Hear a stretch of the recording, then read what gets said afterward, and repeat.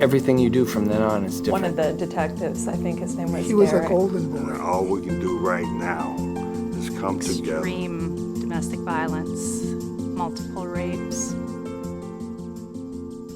Hey, welcome to Life Support. I'm glad you're here, and we are joined again by Dan Munson, who is the co-founder of Family Innovations, a therapist and a pastor. He works with pastors all of the time. And Dan, I'm so glad you're here. We had a great talk last time about this pandemic and how it is affecting people, generally speaking, and pastors more specifically.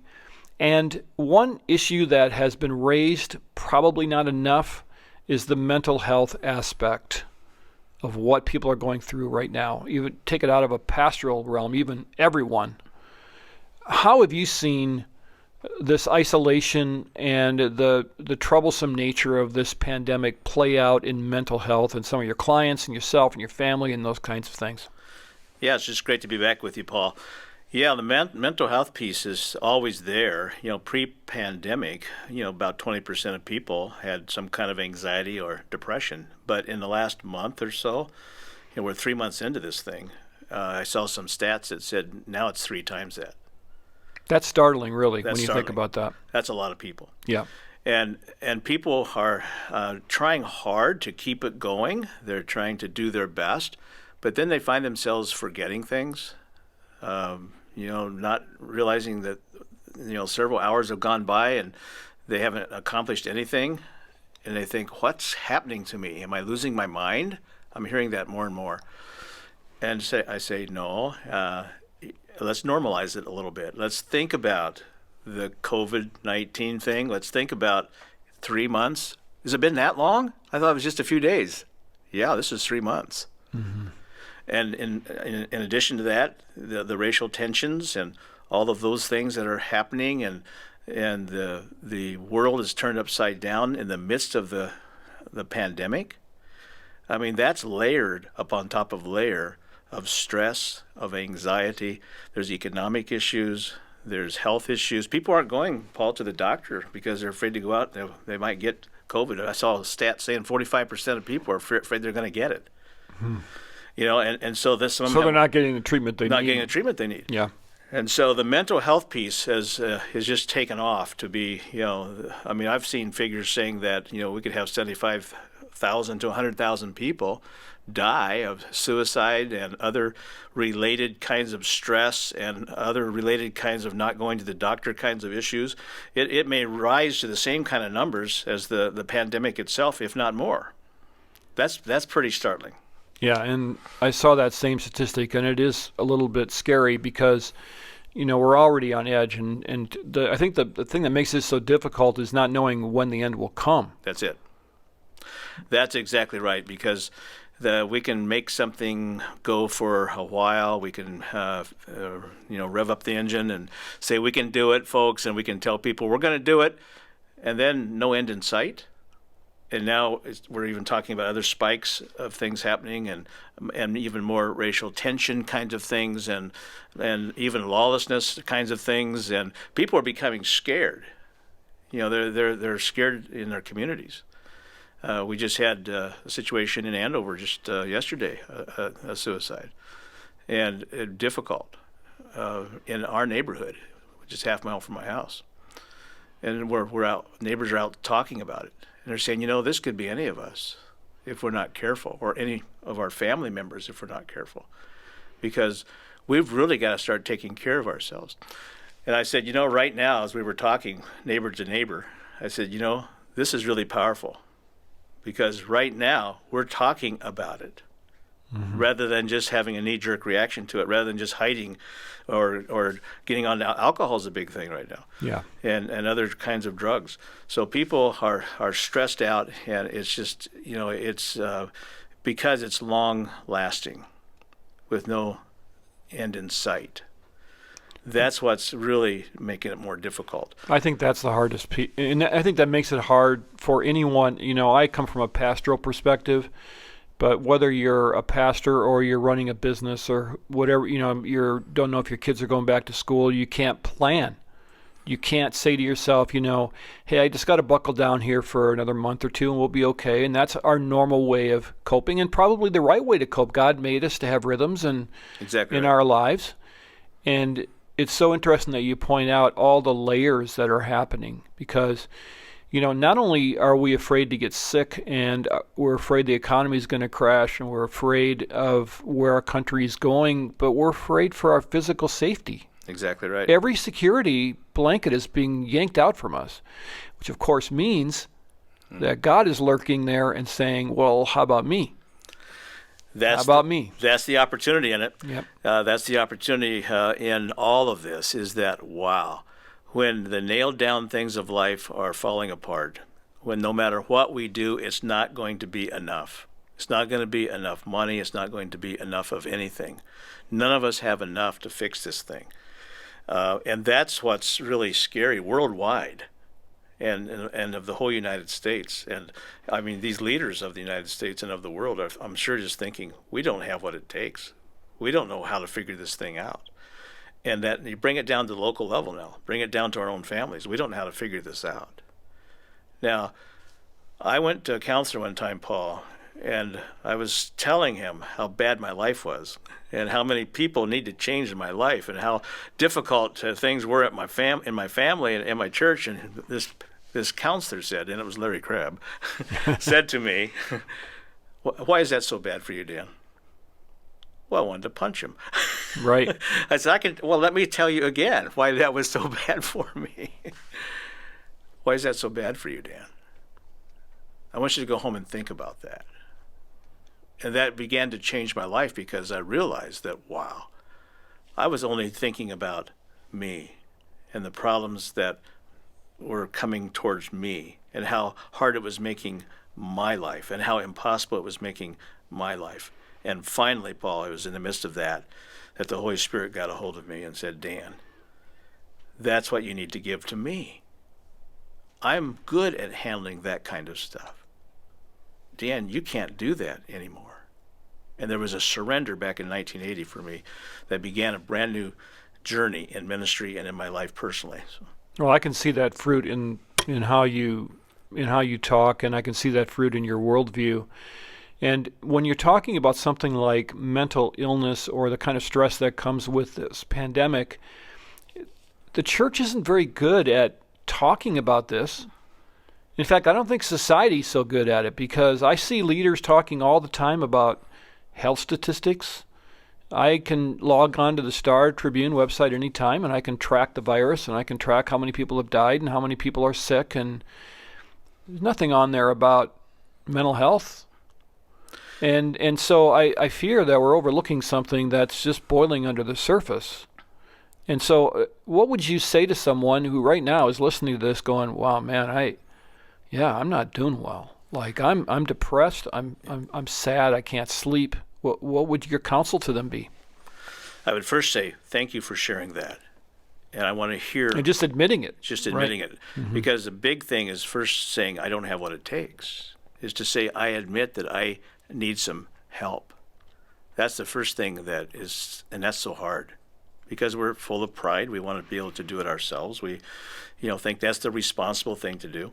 And so what I began to share then, Paul, is that I think that so often our Christianity even, and our life in general, is so full of head knowledge and rationalization and trying to figure out things, and that we feel is the responsible thing to do. And we get locked into that lie that that's the most responsible thing to do. And then we begin to ramp it up. If I just do more, if I just give to God more, if I just read the scriptures more, if I just pray more, if I initiate more programs for Him, if I do more for my family, and all of a sudden we find ourselves, at least I find myself, Paul, no longer being, I'm just doing. Yeah, you're on the gerbil's wheel. Yep. And it's hard to get off that once it starts up. It's addictive. Yeah, it is. Especially when, for me, I got my security from it. I got my acceptance from it. So I found myself, not listening, only just giving. I found myself not resting, just trying to do more. And God, in the midst of that, let me know that I had an idol. My idol was, I was the one that had to make it happen. I was the one that had to fix it. I was my own worst enemy. And the Lord said, Dan, I'm just waiting for you to hand it over.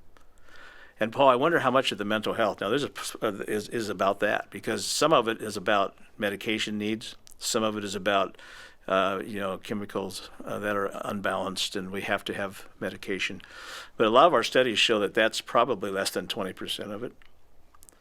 That 80% of our depression and anxiety is probably not necessarily going to need medication, even though it won't hurt to have some of that, obviously. And sometimes you need that just to get you bridged over where you can start thinking in a healthy way. Exactly right, especially if you've had more than 6 months to 18 months of of thinking in ways that's draining. Your serotonin level obviously drops. Right. And you need at least 6 to 18 months of medication.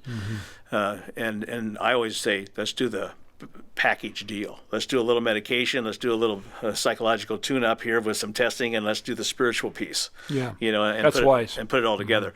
But it's amazing then, once we are balanced out, if we don't, though, get the identity piece figured out, we go right back to the problems. And so the medication piece, except for the bipolar and some of those that actually need that for life, we have to still make sure that we are getting our needs met from Jesus. That's the bottom line. It's the bottom line. So, what would you say to a pastor who's thinking to himself, if I let on that I'm really thinking these thoughts, experiencing these things, my world's going to unravel real quick? And that that's what they're thinking. Exactly right. And some of them have some illustrations where they've where that's happened. It happened in the past. Right. And so I say thank you again for sharing that, because that's a big step, to be vulnerable, to share that. And I say to the pastor, make sure you keep sharing with myself or others too that you trust. It has to be a safe place. It has to be a safe place. And find those safe places and begin to share your story. Because we're not designed to carry all this stuff alone. That's part of what the body of Christ is about. And unfortunately, sometimes the church isn't the safe place to share that. But prayerfully, that's going to change, because mental health is being more accepted within the church community. There are more efforts, but we still got a long ways to go, Paul, on that whole thing. I think that while there's a grain of truth in that fear, I think if someone were to come out of that fear and actually enter into a relationship with someone and admit that, I think that there's a high likelihood that there would be freedom found and a loving heart rather than a judgmental heart. And even if a job were to be lost, I remember when I went to seminary for the first time, and my first class, our sem president looked at us and said, I just want you to feel free to lose your job, because then you can go get one you really want anyway. Yeah. So even if a job were to be lost or a church would become cold to you, God isn't going to leave you by the side of the road. And I would think there'd be incredible freedom then to come out of that bondage. There is incredible freedom. And when folks begin to think about it and experience that, that's the word they use. I say, what's happening now? I feel free. Yeah. And I said, well, what about moving ahead in this freedom? I'm afraid again. What are you afraid of? Well, I'm afraid that the other shoe will fall, that it's only going to last for a little while.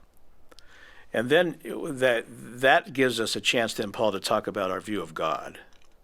Because often I've found that my view of God might be kind of like my view of a father that maybe failed me, or of a human being that failed me, or a board chair that failed me, or whoever, or a spouse that failed me. I might be putting something onto God that is actually not healthy. And that's been really helpful for me to repent of that and say, Lord God, I've even put you in a place that's not loving, that's judgmental. I look at certain passages in the Old Testament, and I look at different things, and I said, what kind of a God would allow those kinds of things to happen? And Paul, when I began to do the abiding piece and get acquainted with my great God and get acquainted with his voice, I understood that then the suffering that he was allowing, the circumstances of life were just so much bigger than I could comprehend, that actually God was a loving God, getting me away from my own idols, getting me away from trying to ruin my life really, by my own priorities and what I thought I needed. And God says to me, Dan, in your brokenness, I'm enough. I'm with you. I love you. And so that's the opportunity that I've been able to say to other pastors and people now when they come and say, there's just too much. Yeah. Well, this is very uncomfortable because you're going after a lot of my little issues as well. But I think all pastors can relate to that. How do you strike a balance between spending time with God and actually doing the work that you've been called to do? Because we are paid to work, and there are tasks, and we have staffs to manage, and we have, our church is in a unique situation. We're in the middle of a construction project, in the middle of a pandemic, and there's lots to just do in that kind of a situation. So how do I, as a pastor, figure out those lines? Yeah, and I think this fits into the mental health part as well as the spiritual part. It's figuring out that head and heart thing. What I know in my head, the positional truths, the things that I can preach and teach, versus my heart and what I'm actually receiving. Because I have found, Paul, that I can live just like I'm like an atheist. Yeah. When it comes to it's all just perfunctory. Yeah, right? where the experiential part of me is like an atheist. It's like it's not even true in my experience. And when I began to realize that, I thought, wow. And so I had to then look at my identity, and realizing that my identity is not in what I do, it's in who I am. Somebody said it once. They said, we're not human doings, we're human beings. Yeah, right. That's good.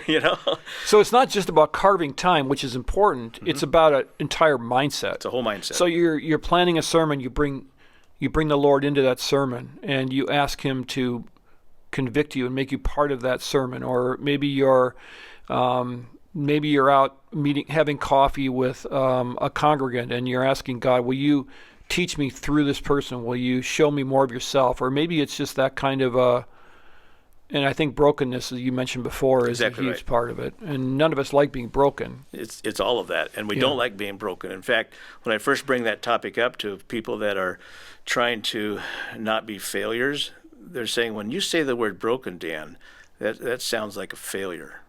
And I don't want to be a failure. I've come to see you so that I wouldn't be a failure. Tell me what I need to do not to be a failure. Yeah, Don't tell me I need to be broken. That's not a good place to be, because brokenness is not failure. It's That's right. Brokenness is what I wouldn't say that we want to strive for, because that becomes non-brokenness when we're striving, but we should welcome. We should welcome it. And so what I've done sometimes, Paul, is to change the word. I say, well, let's use the word coming to the end of ourselves. Mm-hmm. And they say, okay, that's a medicine I can swallow a little easier than the word brokenness, because they've been in broken families, they've been in broken societies, they've been in broken, marriages, and so to hear coming to the end of themselves, so that we can be at the beginning of God. Because if we're still trying to kind of control how God's working, God, please bless me, please bless our church, please bless our meetings, please bless what we're planning, what if God's not into blessing us that way in terms of our plans? What if he wants to bless us with something that he's wanting to give us, Maybe we're oftentimes, Paul, in the way because we're asking God to even bless our desires and plans rather than saying, God, would you make me a part of what you're blessing today? I find that to be kind of refreshing.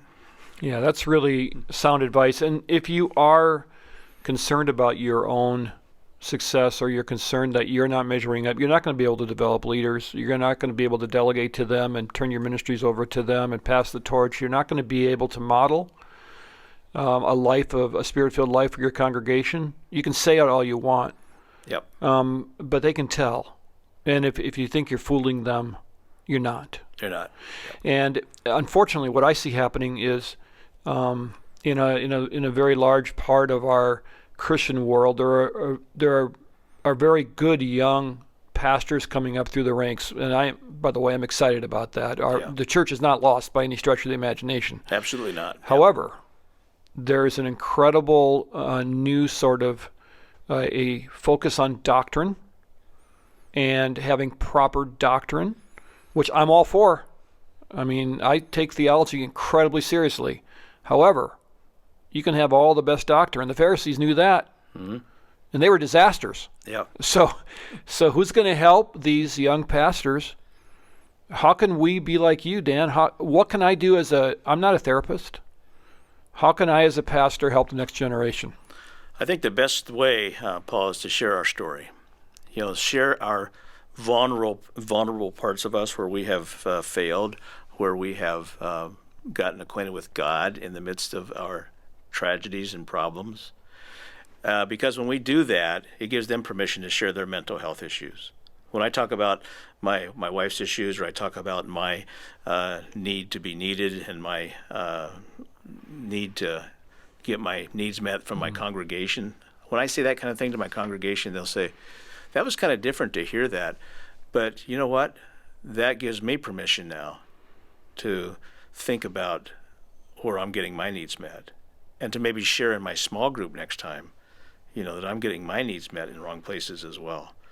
And so I think that as we share our story, the same way if we have a board member that we want, to get transferred to another church or whatever, that's our opportunity to really be Jesus to that person. Yeah. Rather than seeing people as problems, what if we see those problem people as the very thing that we need, Paul, in order for us to be broken, to be willing to be rejected, be willing to enter into the fellowship of Christ's suffering for the purpose of not being walked on. I'm not in favor of people being abused, not in favor of people being walked on. That just cannot happen. We report that kind of stuff. But I'm talking about the stuff that just irritates us. Yeah. What do those people need? They need to experience Jesus. And we're the only Jesus with skin on that they're going to experience, and we're their leader. And so when we begin to serve those that don't deserve it, I say to our therapists often, give people what they need, not what they deserve. Yeah, that's good. The anchor on the board is for your good. Yeah. And how can people get a hold of you, Dan? I'm so glad you're working with pastors, by the way. Yeah, well, actually, with Family Innovations, I'm doing supervision there. So probably not to call Family Innovations. It's best to just call my cell number. And I can give that out, actually. Well, I'll tell you what, we'll post that. We'll post that at Five Stone Media, Yeah. and then we'll get in touch. But thanks so much for being here, Dan. You have a great story and a wonderful way of dealing with pastors. So thanks for doing that. Thanks, Paul. Great to be with you.